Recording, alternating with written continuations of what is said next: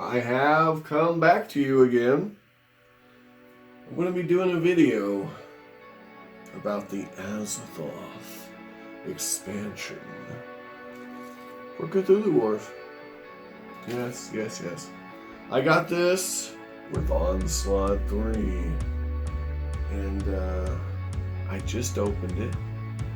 I haven't played with it yet, but I did get a chance to use the Shagai map, the Azathoth expansion, and the Shagai map. Both very exciting additions, and I must say the game we played with that map was very exhilarating. Everyone had a hootenanny using it. So, without any further ado, I'd like to show you the components. Today's video will be focused upon the miniatures, okay? Because I kind of like miniatures. Just gotta say, just a little bit of a fan. So, here we go. Let's open the box and see what's inside.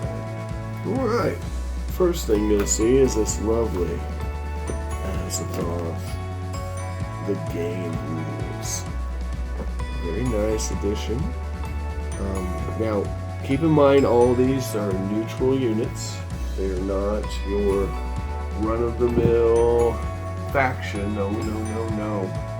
This is an expansion for neutral units. For those who just want to, maybe keep all their neutral units in one box, and maybe they all have the same theme, and it makes you feel happy inside. So, Azathoth. This is the actual card for Azathoth. He gets his own book, or spell book, and whatever this thing's called. Which, is pretty neat. And the way you open that up is all players have at least one Great Old One in play. So you have no control of that. Okay? And yeah, how to awaken him costs 0.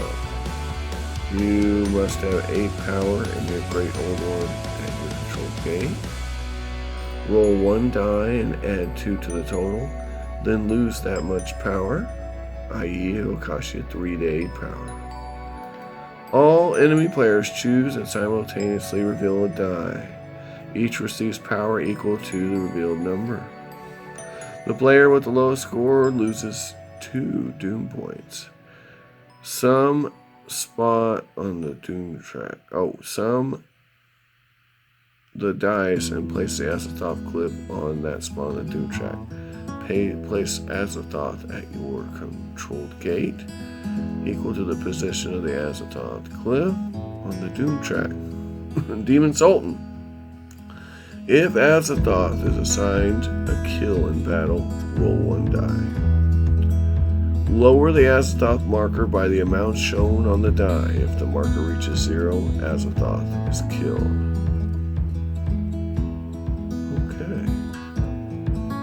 That seems like a whole lot of stuff. Yeah. And then here are the rules on the Igus, which, if you use them, you'll know. Now, also in this pack are just spellbooks. Alternate, awesome spellbooks for you to use for your faction. Well, you have to get rid of your spellbook. So you lose all benefit and the synergy that would normally be found there but yeah, those are spell books for everybody. Very exciting. Now,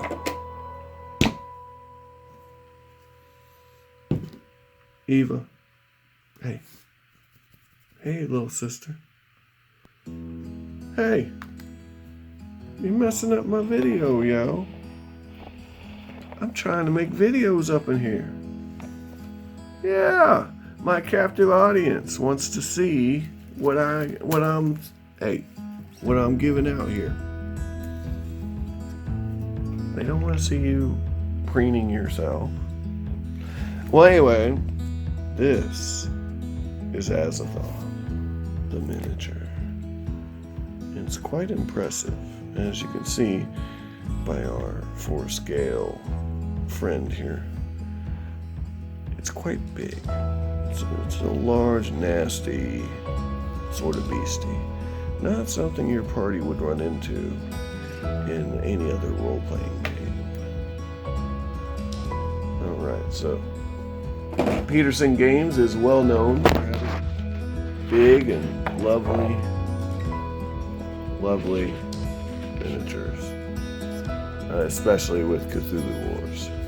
So, with no further ado, we'll go ahead and skip ahead to the other minis in this set. Alright, here's our friend, the Star Vampire. Costs 2 power to put out. You pay 2 doom to get the card. And it has an ability called Vampirism, which seems pretty interesting.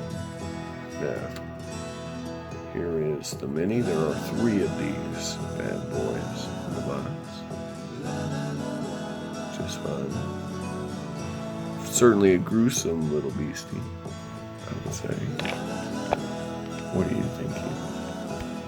Is it a gruesome little beastie? Gruesome? Alright. Next up, we have the Servitors of the Outer Gods. The Servitors pay 2 doom, cost 1 power, and they have an ability called Adulation. As I recall, these things are awful. You don't want them. You want others to have them, if I remember correctly. So let's see the miniature for that. By the way, they come in a lovely bag, which is nice. It's a nice touch.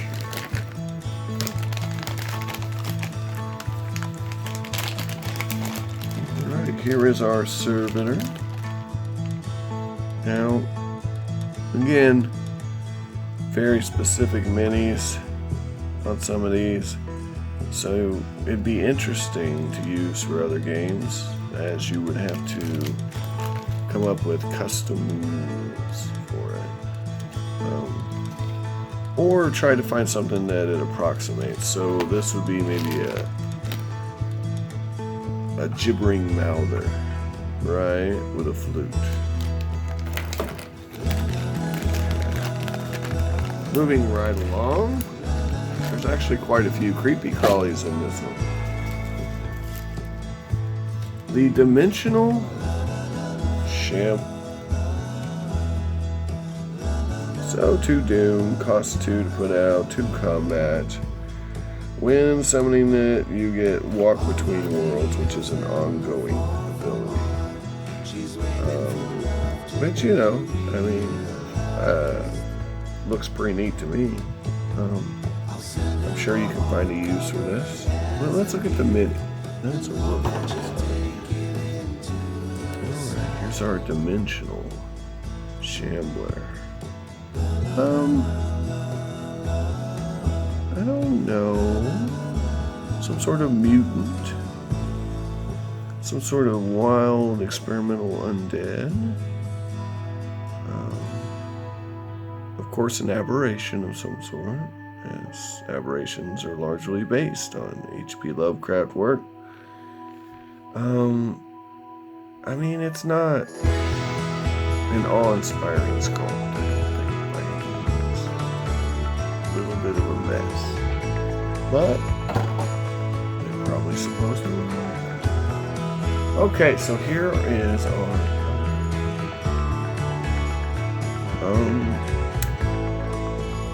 so this one's interesting, right? Points to get the Loyalty card, 2 power to get it out, 2 combat, and the other thing shares an area with an enemy goo. The latter may not use its special ability. So that's pretty nasty, isn't it? Yeah, that could be useful to mitigate the powers of the goos, especially the extra nasty powers of the goo. You get a token. So I guess if you're experimenting with making factions, you can use that token. The color you liked. Here's the elder thing.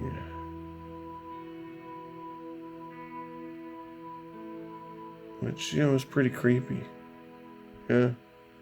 Nasty little bugger. Certainly good for any role-playing game where you want a creepy-looking thing with wings and multiple legs and a star-shaped head. It's like an echinoderm on crank. Alright. Well, that covers Azathoth. In our next video, we're going to look at the Shagai map, which is going to be amazing. Alright, and thanks again for watching the video. You can make comments if you like. Tell me how poorly I performed. And tell me how I'll be most pleased with that. And as always, I hope you find all the miniatures of your dreams while you're awake. Happy hunting, my friends. Have an amazing day.